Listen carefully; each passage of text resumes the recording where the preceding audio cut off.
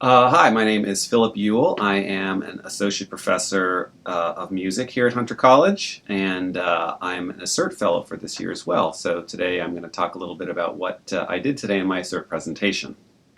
And I'm Jeff Allred. I'm director of ASSERT, and I'm a professor in the English department.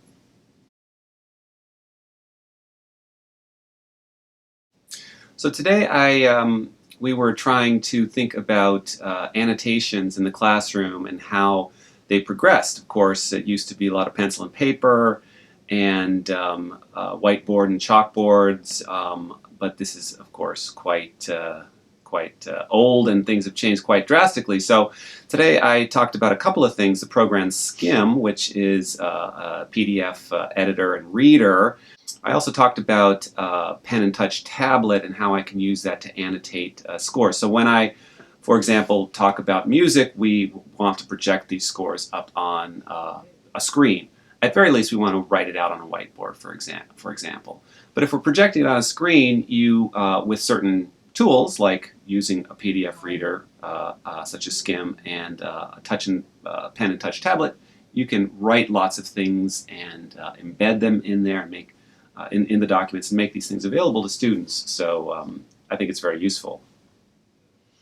And I talked about hypothesis as an example, another example of how we might get students to annotate digital objects.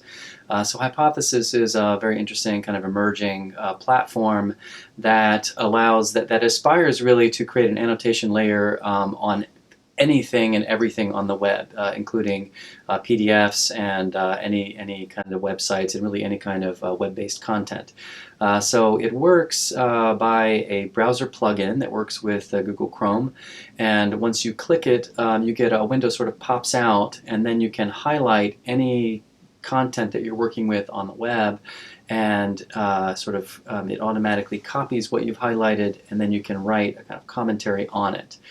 So the technology is really very simple. The applications are more complex and kind of useful for scholars, but especially I think for instructors in the classroom. I think for students it's very useful to just have things available in electronic format generally, so that they can just kind of keep them in a file and keep looking at them.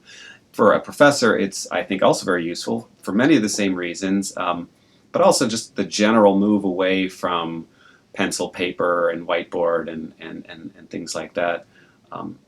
It allows the professor to kind of digitize a lot of the ideas. In music, it's extremely important because we look at so many scores, and they're, for the most part, if they're over a certain number of years, they're available online, and now we can work with them in ways that we never really thought we could before, by just annotating them and treating it as an object that we can work with and change and adapt to, rather than just a score that's kind of written in cement and we just look at it like that. So it's very interactive in that sense, which is very useful. I'd also add that we're talking about these two programs, which are very interesting, but I also am talking about this little device here, a hardware device, which is extremely useful for professors. Anybody in graphic designs, they have all kinds of these, and they're going to have probably 5 in their office.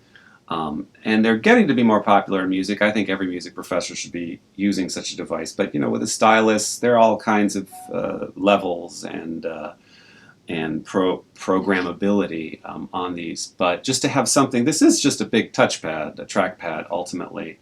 But you can do lots of things very quickly that you couldn't even dream of doing on a whiteboard in the same amount of time, because it's compact, and it's in conjunction with a program such as Skim, it makes for a really useful tool, hardware and software together.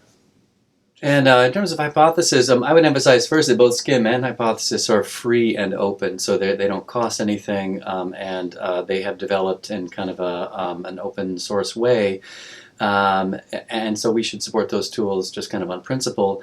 Beyond that, I think it's useful for both students and faculty in ways that are overlapping. I think it's useful for students because they can use it in my class, as part of my assignment structure, but once they get in the habit of using it and they're enrolled, they can use it to comment on anything that they read, from an article in the New York Times or an article about a new album on Pitchfork, or anything. They can kind of integrate it into their way of interacting with materials on the web and create a more two-way relationship with the sort of cultural consumption that they engage in. And I think that's a great thing.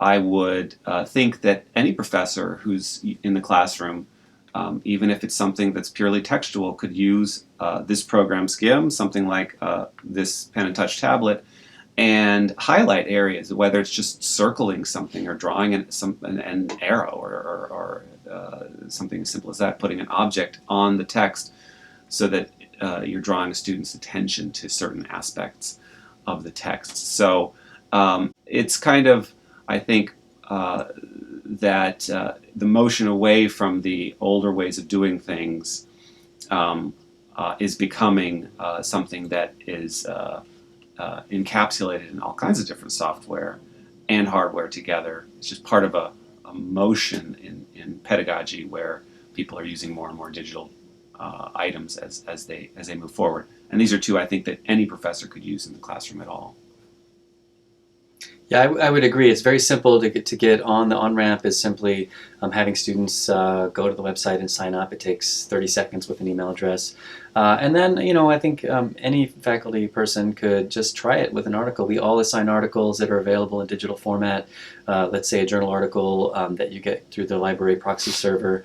Once the student gets to that article and they simply click on the little widget in Chrome, then the window pops out and the student is up and going and writing. I've never had a student have issues with using the interface. It's very intuitive, very simple.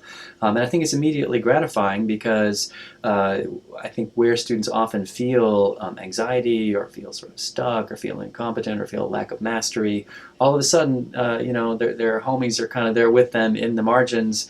Everyone's writing together. The professor is dropping comments and helping to sort of clarify issues.